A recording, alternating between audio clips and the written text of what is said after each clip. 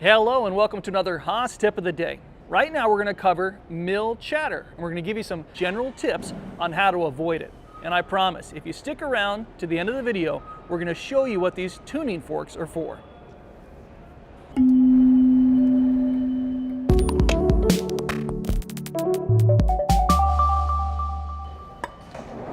Okay, welcome to the chatter zone. While this is running, you can make your best guess as to the cause of this chatter. Okay, do you want to hear the most annoying sound in the world?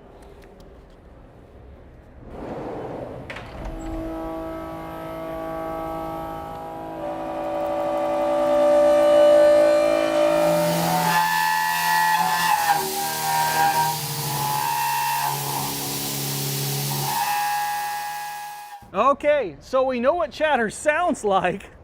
Let's see what it looks like. Oh, nice. Now the term chatter is almost always a misnomer, right? It means something different to lots of different people. For our purposes, chatter is simply when a tool or a workpiece vibrates enough to give us surface problems, and we definitely see that now. Now the solution to our chatter problem always comes down to these three aspects of our setup. I'm talking about our work holding, our tooling, and our part program. So think about these aspects as interconnected, right? If one of these aspects of our setup is compromised, the other two need to step up and pick up the slack. So as an example, if we're forced to use a tool that is crazy long, then our work holding better be really strong to compensate.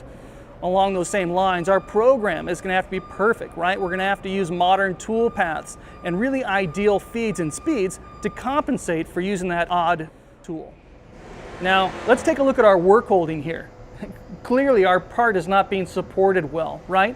With this part hanging out so far, when the tool is in the cut, it's really going to be bouncing around, giving us a lot of chatter. So we have to dampen this. We could go with a larger vise, right? Like an 8-inch Kurt vise. Right off the bat, we're going to want to center up this material. But even when I've done that, I still get some chatter on both ends.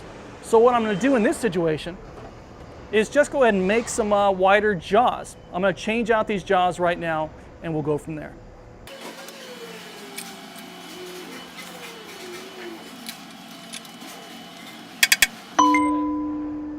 This work holding setup is a problem we can fix. In fact, we did fix it, right? We centered up our material and we went with wider jaws that get a better hold on our part along its entire length. If we couldn't touch our setup for some reason, then we would have to look at strengthening our program and our tooling. Now let's take a look at our tooling. Now typically if we want to dampen vibration when it comes to our tooling, we want to shorten up those tools. But what part of it? Well, all of it. We want to shorten up our holders, our flute length even. Shorten up everything you can. Now, sometimes you have no choice. You've got a deep pocket you have to go into to make some type of feature. In that case, go with the shortest flute length possible, right? You've got a solid carbide tool here that only has the flutes necessary for the pocket that you have to create. Now, these are some unique tools, right? If you look at the end of this guy, it actually has variable flute spacing. This interrupts our cut and cuts down on chatter.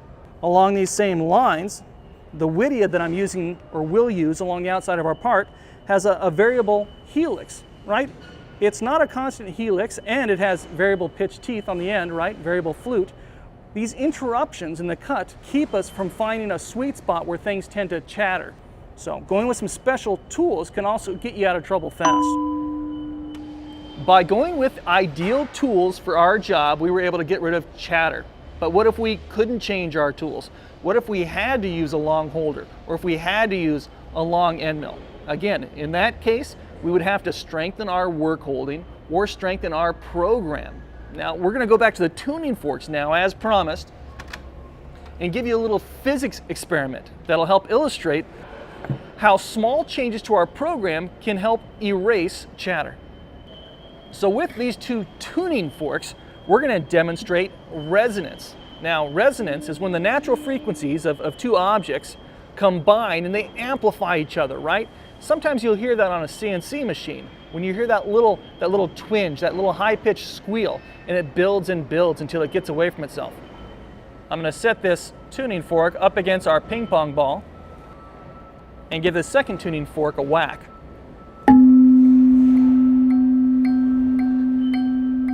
Okay, pretty amazing, right? It's like remote control. Okay, now watch this. If I adjust this tuning fork so it no longer creates the same C note as this tuning fork, and I tap it, it now creates a slightly different sound, and it's no longer exciting the second tuning fork. In this same way, sometimes the natural frequencies of our tooling vibrate at just the right frequency to excite our work holding or our part that might be hanging out a little bit. If we can just change our tooling in some way, right? Adjust that tool up or down, like we adjusted our tuning fork, we can change the natural frequency of our tooling and stop our chatter. A CNC machine is not a tuning fork though. We've got a whole lot of things we can play with from within our program. Our feeds and our speeds, our depth of cuts, both axial and radial, and also just our tool paths in general, right? We've got these modern tool paths that give us a constant tool engagement. Now the closest thing to a magic button on our machine is this spindle override button, right? We've all walked up to the machine when we hear that chatter start to build, start to resonate, and we've pressed the minus 10% spindle button twice and seen that chatter disappear. But sometimes that's not good enough. Now remember, looking at our tuning fork, when we adjusted this down, we got out of the resonance zone. In the same way, I can adjust this tuning fork up. No resonance. Again, moving it back down in the middle, we can end up in the sweet spot where we create that resonance. In the same way on a CNC machine, moving the RPM down will often fix our problem, but sometimes, especially with longer tools, moving our RPM up can get us out of that area of resonance and stop the chatter. So I've lowered my RPM and my chatter goes away for about 3 seconds, right? And then we hear it. We hear the chatter come right back as that tool runs into the inside corner. Let me grab my part here and show you what's going on. Now, what happened here is that our tool engagement, the percent of the tool that's engaged in the material at any one time, is constantly changing.